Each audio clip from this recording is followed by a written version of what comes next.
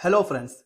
Corporate मित्रा जब वो training करेंगे तो उनको मंथली कितना पैसा मिलेगा।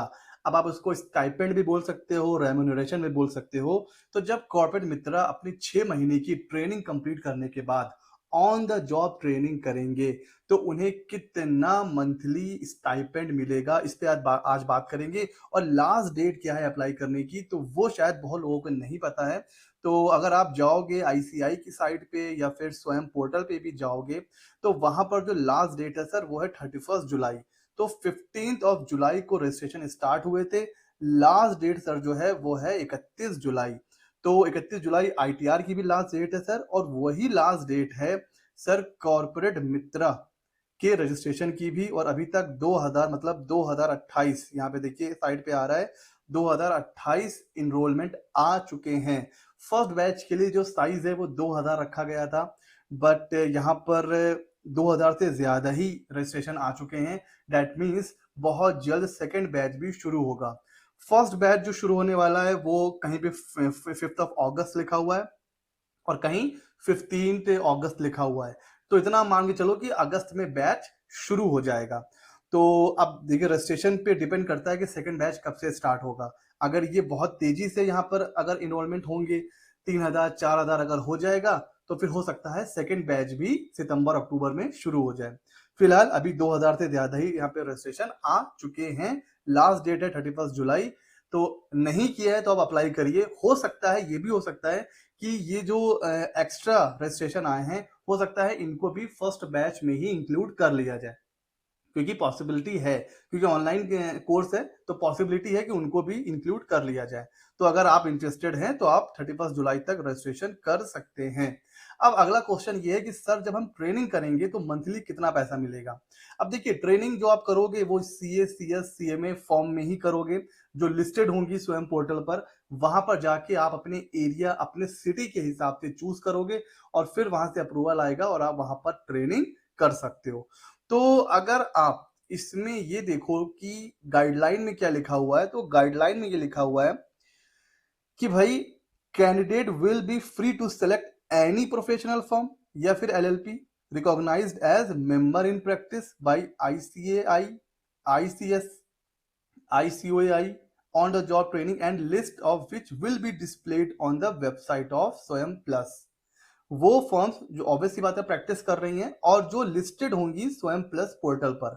और कितना स्टाइपेंड मिलेगा, a minimum prescribed stipend as per जो भी chartered accountants, cost accountant, company secretaries के जो भी मिनिमम स्टाइपेंड्स के नॉर्म्स हैं वो आपको दिए जाएंगे।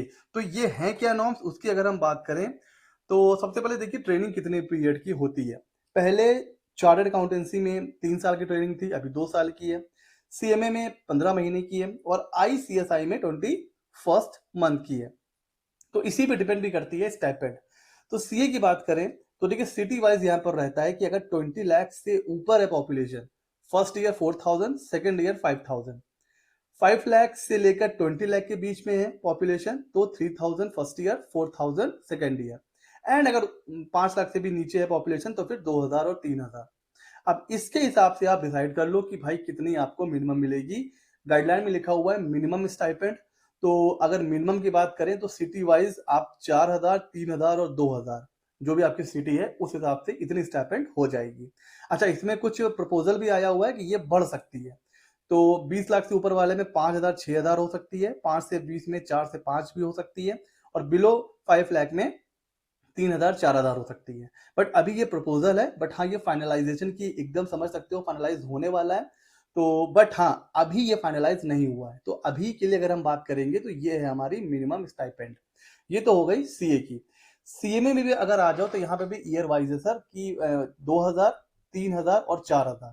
ठीक है, तो यहाँ पर ये है मिनिमम स्टाइपेंड। और सीएस में ये कहा गया है कि चाहे वो कंपनी से ट्रेनिंग करें। अच्छा, सीएस जो होते हैं ना, वो कंपनी में भी ट्रेनिंग कर सकते हैं और किसी सीएस फॉर्म में भी ट्रेनिंग कर सकते हैं। तो वहां पर ये लिखा हुआ है कि मिनिमम आपको 5000 स्टाइपेंड मिलेगी।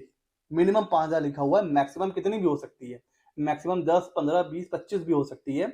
और डिपेंड भी करता है कि आप किस फॉर्म से कर रहे हो, किस कंपनी में कर रहे हो, किस लोकेशन में कर रहे हो। ठीक है, तो ये है 5000 रुपए मिनिमम। तो अब आप डिसाइड कर लो कि 3 फॉर्म्स में ये मिनिमम स्टाइपेंड हैं, ठीक है? तो अब आपका होगा सर सीएस फॉर्म में तो ठीक-ठाक मिनिमम 5,000 है, तो बिल्कुल, तो ये सारी चीज़ें हैं, इतनी स्टाइपेंड अब आपको एक आइडिया हो गया होगा कि ये वो स्टाइपेंड का स्ट्रक्चर है, जब एक कॉर्पोरेट मित्र किसी फर्म में ट्रेनिंग करेगा, तो इतनी मिनिमम स्टाइपेंड उसको मिलेगी।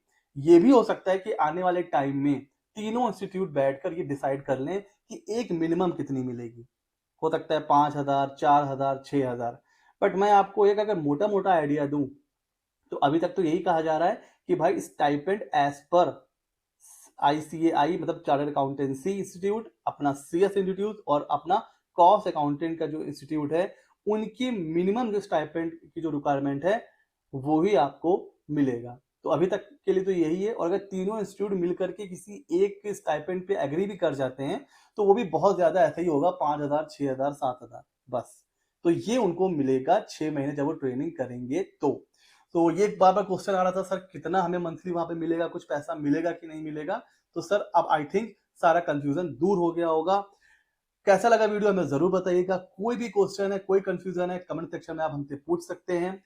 नए हो तो सब्सक्राइब कर लो। मिलते हैं अगले नॉलेजेबल वीडियो में।